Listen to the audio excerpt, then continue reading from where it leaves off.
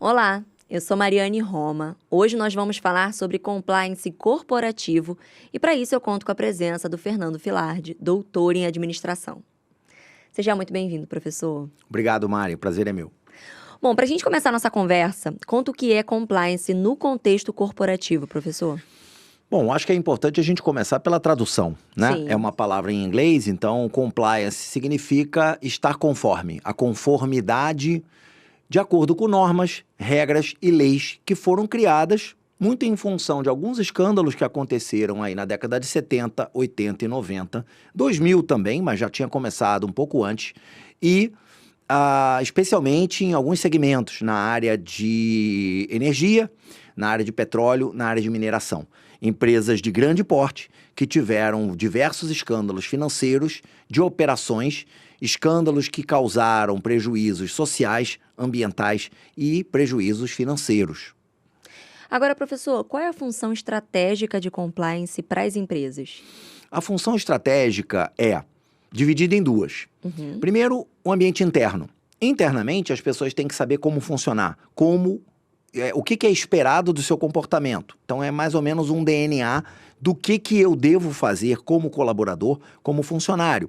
Então, tem muito a ver com missão, visão, valores e propósito. Essas definições, elas devem nortear, devem ser um guarda-chuva de proteção para a minha atuação como colaborador. Então, eu tenho que saber o que se espera da minha atuação, o que eu posso fazer, o que eu devo fazer e o que eu não devo fazer. Então, internamente, esse é o papel estratégico. E para o lado de fora da organização, os stakeholders esperam alguma coisa dessa organização. Não pode ser o foco apenas no lucro. Sim. Tem que ter um lucro social e ambiental também, não só o lucro financeiro. Então, eu posso sim almejar um crescimento, um desenvolvimento da empresa, alcançar o lucro, não é proibido, mas como fazer isso? Então, o compliance, ele me dá um pouco essa proteção, é um guarda-chuva de proteção para a minha atuação de maneira sustentável. Professor, e como você pode dizer que o compliance ele acaba contribuindo para a integridade das organizações? De que forma isso acontece? A gente tem alguns pontos importantes aqui. Essa pergunta é muito importante. A gente tem algumas funções do compliance que vão ser exatamente a transparência. Uma das coisas muito importantes, pilares do compliance, Com a certeza. transparência, é conseguir passar as informações necessárias para todos os stakeholders, sejam os acionistas, sejam os clientes, sejam os órgãos de controle, as agências reguladoras, o governo.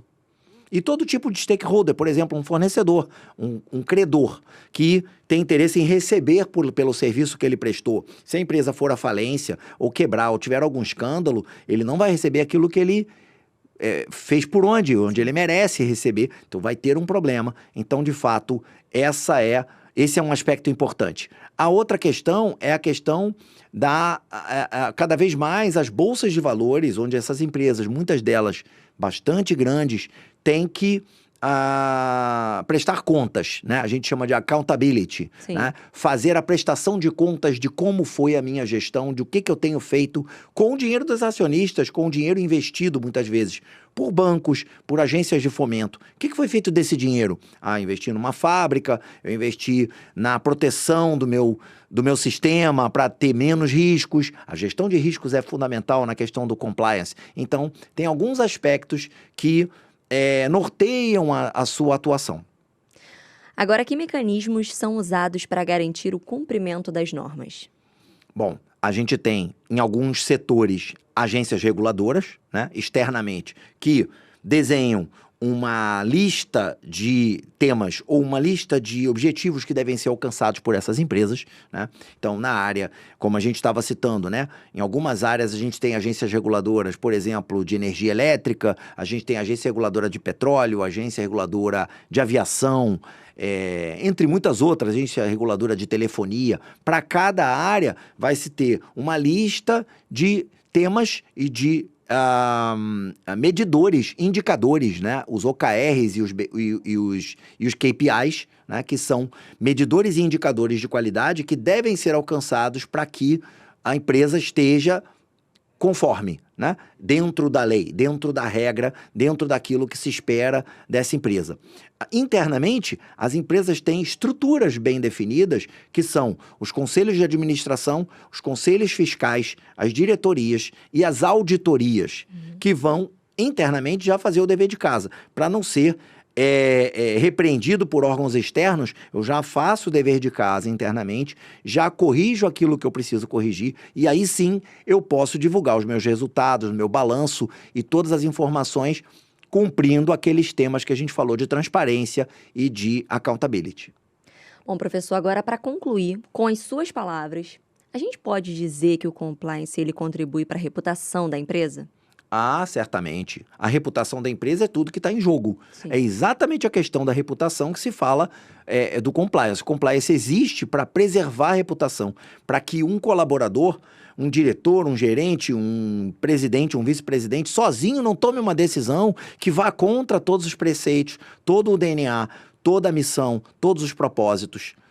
Lucro é importante? Ok, mas não a qualquer custo. Sim. Existe um custo muito grande e a reputação é um deles. Os riscos são diversos, mas o risco reputacional, né, destruir uma marca que levou anos para construir, é super difícil construir uma marca sólida e confiável.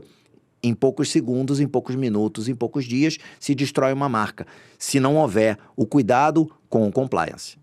Professor, muito obrigada pela sua presença e por todo o conhecimento. Eu que agradeço. É isso, gente. Chegamos ao final. Bons estudos e até a próxima oportunidade.